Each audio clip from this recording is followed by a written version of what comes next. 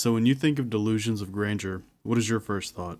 Is it some dumbass handing you their mixtape in the Walmart parking lot? Is it the ever so slightly above average intelligence young adult convincing themselves they will be starting a small business out of their mom's house with zero business experience outside of selling CSGO skins on the Steam marketplace? Well, personally, mine is the classic tale of the creative incel archetype that decided they are going to jump balding head first into the process of becoming a sole indie game developer, with full intentions of making it into a full-time career, truly believing that their ability to shallowly replicate any of the actual successful indie games they played prior will result in any sort of personal gain whatsoever. I mean, I guess it makes sense that a life experience of nothing but being halfway average at playing video games would result in someone having the delusion of thinking they can just open any engine, drag and drop their little wacky fairy nymph protagonist with anxiety and depression in, and have a fully functional product they will just make millions off of. Like, I bet I could go on itch.io right now and pick any of the millions upon millions of indie projects and can instantly see what they're soullessly copying.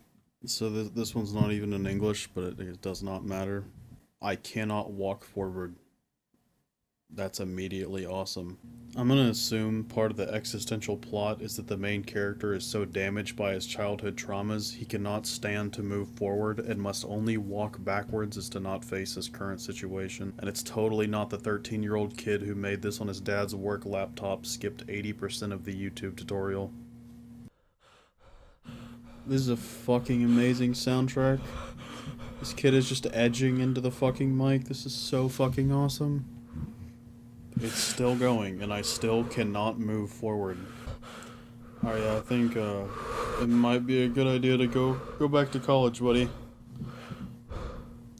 There's a theme of these being in Spanish. Oh. This is actually really interesting. I don't think this has ever been done before. It seems to be like sort of a pizza place. Alright, good to know the controls that consist of clicking on the screen don't function in the fucking slightest. Wait, this one actually looks kind of awesome. I feel like I can see some of myself in Bob.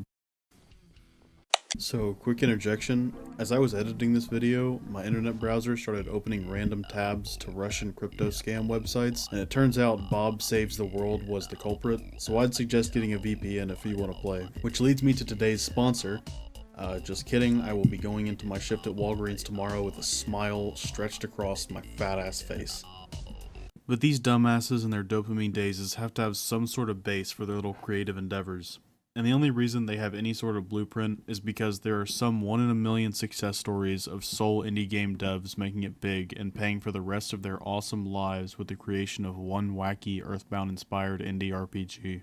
You've got your Eric Baronis and your Toby Foxes, who made it big with their pixelated wonderlands used to escape the hellish hallways of your middle school. And guys like these don't usually do much online interaction after they win the indie lottery. They will spend the rest of their days basking in their millions of dollars and infinite ingenuity and live happily ever after. But sometimes, you get the ones that go mad with power. I'm pretty sure everyone recognizes this true cell.